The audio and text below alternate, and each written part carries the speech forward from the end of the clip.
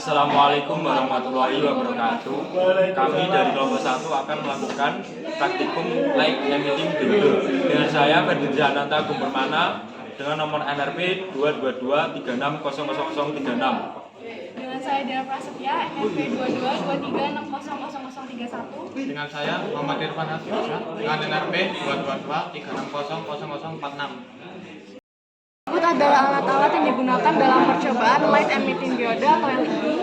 Pertama, kita menggunakan 3 jenis warna dari LED, ada merah, kuning, dan hijau. Lalu menggunakan 1 buah resistor sebesar 1000 ohm.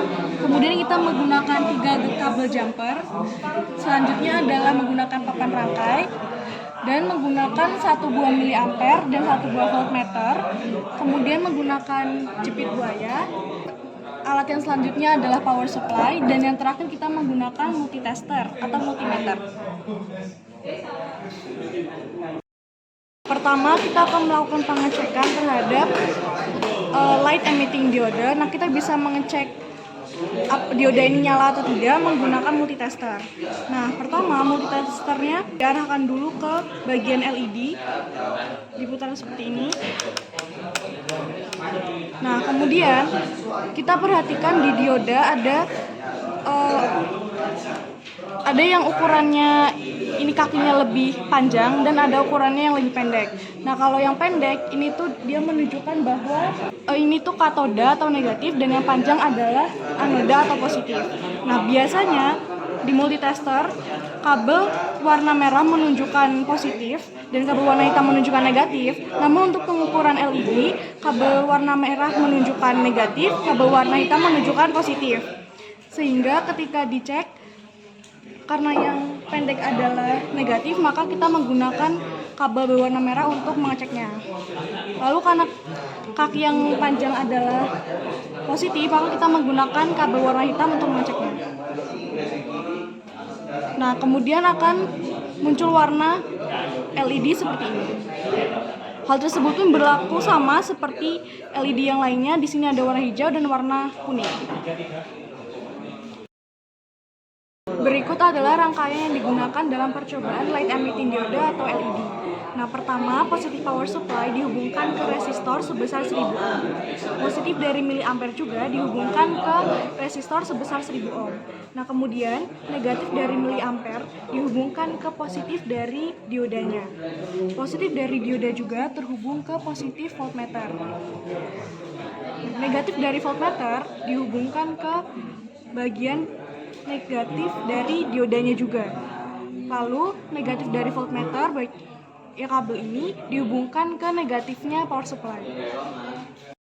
Setelah rangkaian sudah dipastikan bahwa rangkaiannya benar, maka selanjutnya adalah nyalakan power supply-nya. Nah, kemudian kita akan mengikuti pengukuran data berdasarkan tabel yang ada dalam modul. Nah, pertama kita harus menentukan arusnya sebesar 0, maka berapa tegangan yang akan keluar jika arusnya 0. Nah, di sini dapat dilihat bahwa arus sudah ada pada titik 0. Kemudian kita akan baca tegangan yang ada di voltmeter ini. Nah, dari voltmeter ini menunjukkan bahwa tegangan yang ada ketika arusnya sama dengan 0 adalah 1,6 volt.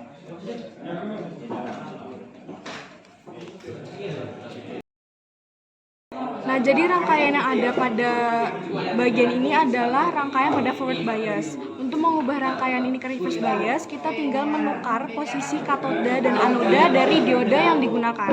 Nah, kalau forward bias, bagian yang pendek atau bagian negatifnya ada di sebelah kiri dan positifnya ada di sebelah kanan.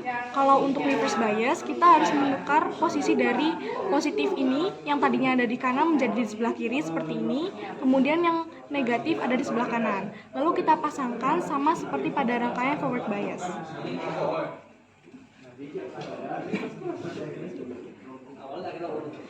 Nah, kalau pada forward bias tadi yang dicari adalah tegangannya, pada reverse bias yang dicari adalah arus yang mengalir pada rangkaian ini.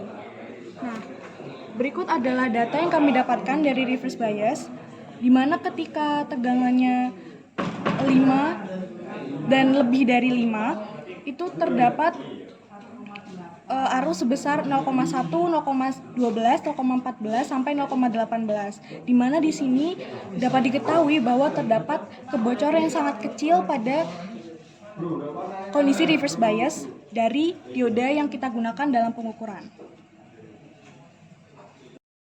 Nah, yang pertama kita akan nyalakan power supply terlebih dahulu. Nah, kemudian kita akan melihat tegangan pada 4 volt di sini. Nah, ketika di sini pas 4 voltmeter, maka kita akan melihat arus yang mengalir di sini.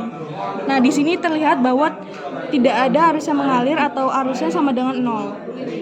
Nah, kemudian kita akan cek voltmeter tegangan ketika tegangan berada di 10 volt.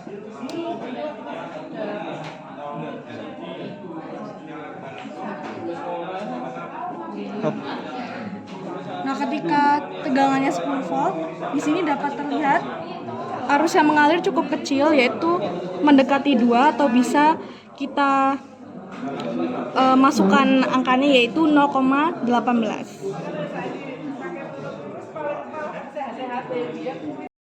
Sekian dari kami, terima kasih sudah menonton. Kami akhiri. Wassalamualaikum warahmatullahi wabarakatuh.